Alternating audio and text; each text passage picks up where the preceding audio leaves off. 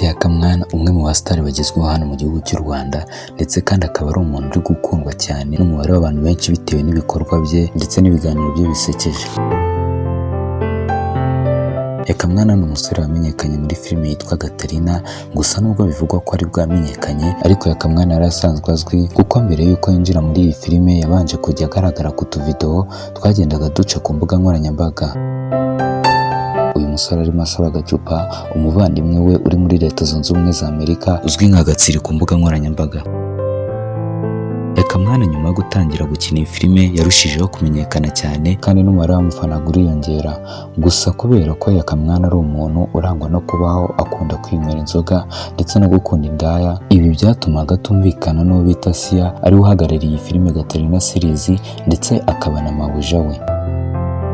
Yaka Mwana mu kuguma kugorana na Sia, ibintu byateje imvururu cyane ku mbuga nkoranyambaga, yaje kurangira ashwanye na Sia yerekeza mu yindi filime, ariko nyuma y'igihe gito yakaza kuba yasaba imbabazi maze mabuja aramubabarira anamwemerera kongera kubarwa mu bakinnyi ba Gatarina series, ari nabwo yiyogosheshaga dread yari afite agasigaho uruhara kugira ngo agaruke muri iyo filime yitwara nk'uwari ufunzwe, maze akinagira inama urubyiruko. Ibintu byashimishije benshi ku bakunzi ba Gatarina series kuba barongeye kubona Yaka Mwana agarutse muri filime bakunda cyane.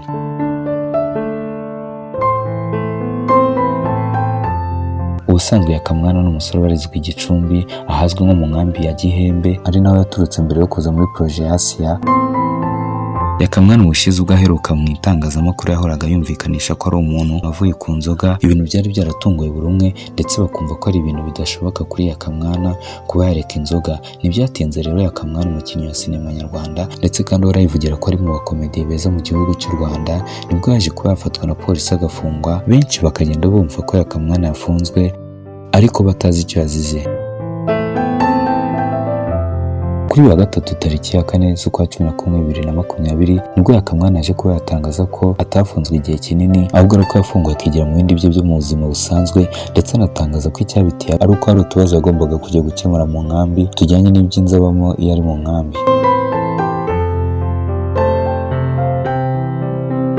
Yaka Mwana abajijwe icyo yazize yatangaje ko ngo yarwanye na manager w'akabari yari yagiye kunyweramo, dore ko ngo yari yasohokanye n'inshuti ze ziba muri Leta Zunze Ubumwe za Amerika ubwo zari zaje mu Rwanda, biza kurangira bamutambikanye ndetse kandi ajyanwa muri gereza kubera kurwanira mu kabari.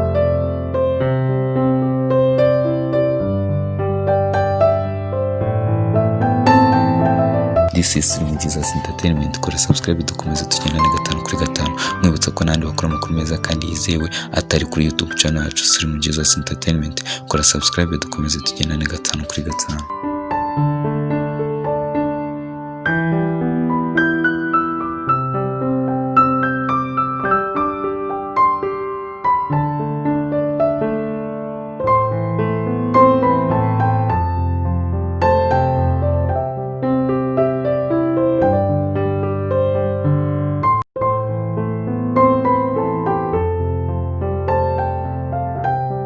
Mwongeye kwirirwa abakunzi ba Muri Entertainment, nkuko bisanzwe nangira nibutsa wowe utarakora subscribe ko ari yo YouTube channel ya mbere mu Rwanda iduhera amakuru ku gihe kandi yizewe. Bityo rero nkaba nsaba wowe utarakora subscribe, nyamuneka n'uvana udakoze subscribe, kuko subscribe ya ni inkunga ikomeye kuri njye nawe, kuko bituma utazongera gucikwa n'amakuru meza tubagezaho uko bwije n'uko bukeye.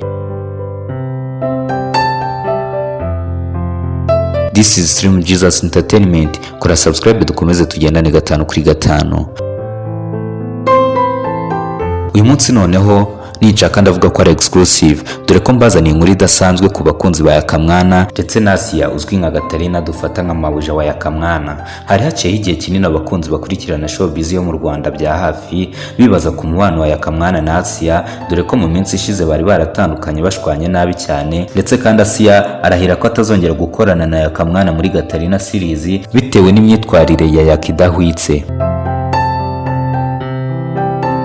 Kubakurikiranye neza urugendo rwa Yaka Mwana, yatangiriye mu nkambi ya Gihembe yifata utuvideo yasinze, ndetse kandi agahora yifata video ari gusaba agacupa umuvandimwe we babanaga mu nkambi uzwi nka Gatsiri. Ibintu byatumaga abantu babona Yaka Mwana mu Imana idasanzwe, bityo rero umunyamakuru Manibra aza kuba yaganiriza Asiya bitewe nuko yabonye Yaka Mwana, birangira bafashe umwanzuro bombi, yaba Asiya ndetse na Manibra bafata umwanzuro wo gusanga Yaka Mwana Igicumbi bakamuzana muri projet ya Gatarina series, ikintu gifite ireme mu ntangiriro yo guhinduka k'ubuzima bwa Yaka Mwana.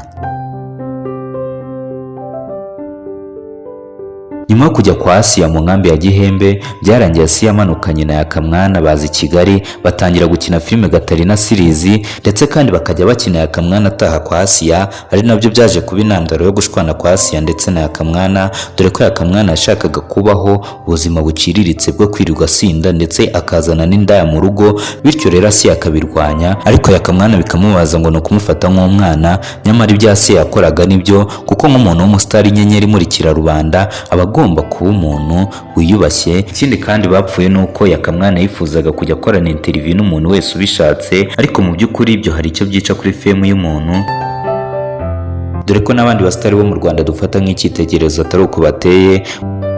Burya kuba umusitari ntibyoroshye kandi bisaba kwitwararika, dore ko hari n'abo tubona ku ma YouTube ariko ukaba utapfa kumubona mu nzira, kuko nibagerageje kugenda mu nzira bagenda bihishe, ari nabwo buryo iyo utekereje neza Asiya yashakaga ko Yaka Mwana abamo, ariko neza Yaka Mwana kubaho umusitari bikamunanira. Hari haciyeho igihe kinini tutongera kubona Yaka Mwana ari kumwe na Asiya, gusa baje kugaragara Yaka Mwana ari mu isura nshya, yashyize tentire muri dread ze, yambaye rinete zihenze, mbese muri make ari umuntu bigaragara ko ari gutegura projet iremereye.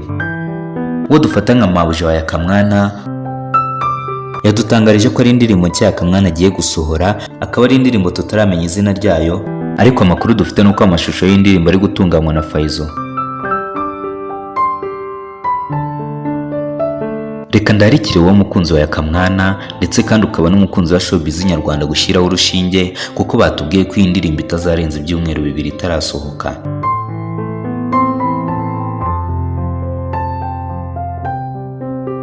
This is Muri Jesus Entertainment. Reka nongere nibutse utarakora subscribe nyamuneka, ndagira ngo musabe nuva ndakoze subscribe kugira ngo dukomeze tugendane 5 kuri 5, mwibutsa ko nta handi wakora amakuru meza kandi yizewe atari kuri YouTube channel yacu Muri Jesus Entertainment. Kora subscribe kugira ngo dukomeze tugendane 5 kuri 5.